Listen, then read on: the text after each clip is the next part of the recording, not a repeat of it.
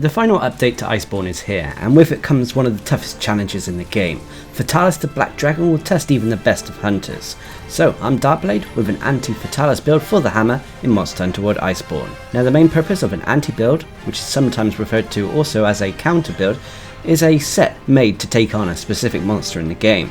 And whilst in all honesty, Fatalis can be pretty much taken on with any set, the builds featured in this little series are aimed to make the hunt more manageable. When it comes to the hammer and Fatalis, the weapon's actually quite good at taking it on. The main difficulty the hammer has when it comes to Fatalis is finding the right opportunities to attack the monster's head and break its horns. So when using the hammer, always try prioritize hitting the head when you can, so you can break the horns and survive the later stages of the hunt.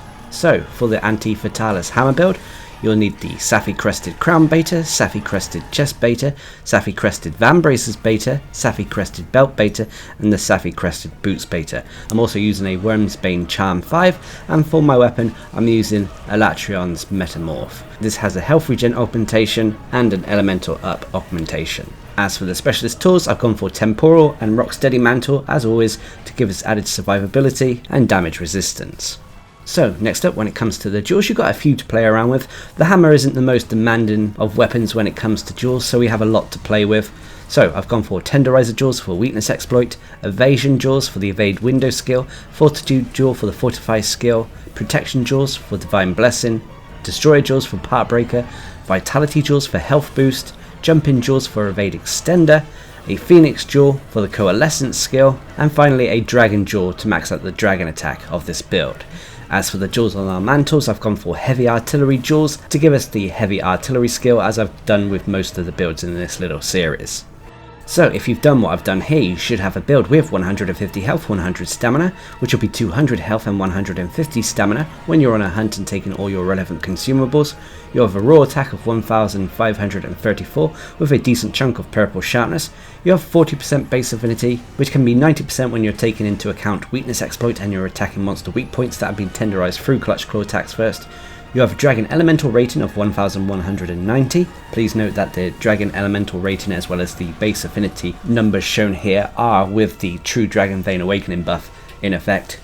Anyway, you have low Elder Seal, and when it comes to your defense, you have OK defense of 1061. That is strong against pretty much every element except for the Dragon element. So when it comes to the skills, first of all you have Dragon Attack level 6. This is a skill that increases the Dragon rating and damage of a build, and as Fatalis is 3-star weak to the Dragon element, it's the best one to go with if you're using an elemental weapon. You'll also have Evade Window level 5, a decent quality of life and defensive skill that increases the invulnerability frames when we perform dodges and evades. This allows us to pretty much dodge through any of Fatalis' attacks and rarely get hit. You have Health Boost level 3, allowing our health to get to that maximum of 200. You have Critical Boost level 3. Critical Boost is a skill that increases our damage when our hits crit a monster. However, the damage increase is only applied to the raw portion of an attack, not the elemental portion. But as the Elatrion's Metamorph still has very high raw attack, Crit Boost still helps increase our overall DPS. You also have Weakness Exploit level 3, a decent affinity based skill that increases our affinity when we're attacking monster weak points. And should these weak points be tenderized through Clutch Claw attacks first, this increase to our affinity is even greater. Weakness Exploit at level 3 can potentially provide us an extra 50% bonus affinity. You have Part Breaker level 3, which allows us to break monster body parts more easily, and this is definitely recommended, especially for the hammer when taking on Fatalis. There is an aspect of the hunt where you need to break Fatalis' horns, at least by phase 3, in order to power down the monster. If not, its fire attacks become blue and they can pretty much one-shot any hunter. Part Breaker, like I said, allows us to break the horns more easily, and given the hammer only has rare opportunities to actually attack the head, I strongly recommend Part Breaker. Anyway, you'll also have Evade Extender level 3. This is an optional skill and really quality of life skill.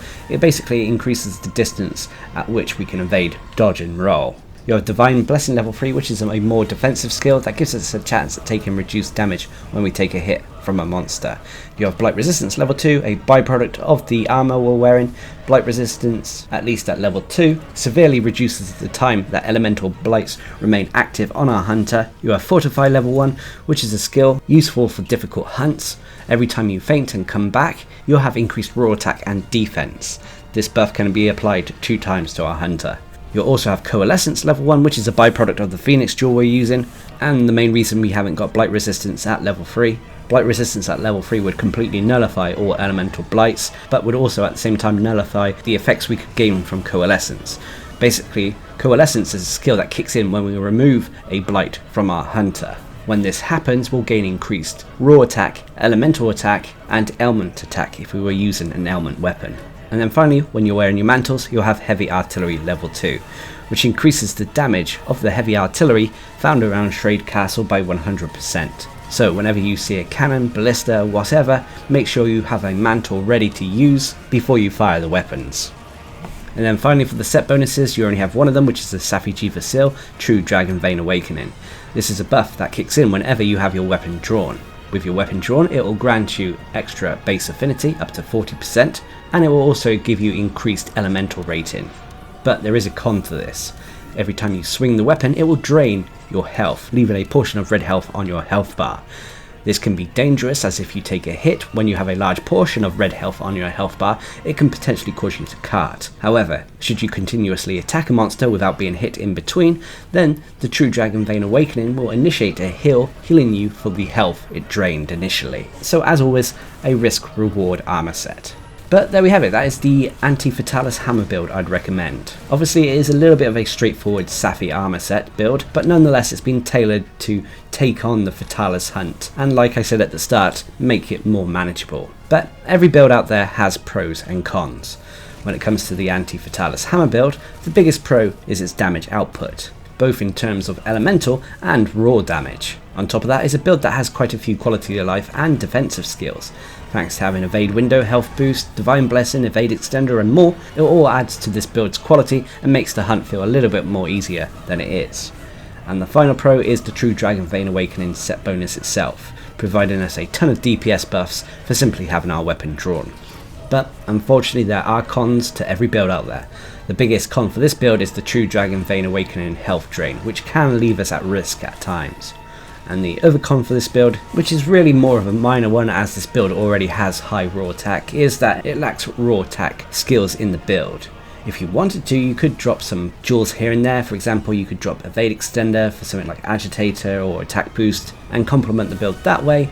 But like I said, it's a minor con and it shouldn't make too much difference to the build's overall performance against Fatalis. But there we have it. If you're looking for a build to take on Fatalis with the hammer, I'd definitely recommend this one. Just remember to take every opportunity you can to attack the head, as the hammer, as with most melee weapons when it comes to Fatalis, you have limited opportunities to break those horns. But should you capitalise on those chances and make use of the heavy artillery, then this build can easily finish the hunt. But there we have it, that is the build I'd recommend for taking on Fatalis with the hammer. Now of course as you farm the monster more and more, you'll get Fatalis gear and weaponry, which is some of the best in the game and can easily take on the hunt. But until then, this build will work just fine. So until next time, I've been Darcblade, bringing you an Anti-Fatalis build for the hammer in Monster Hunter World Iceborne. Hope you enjoyed the video, thanks for watching, subscribe and like for more.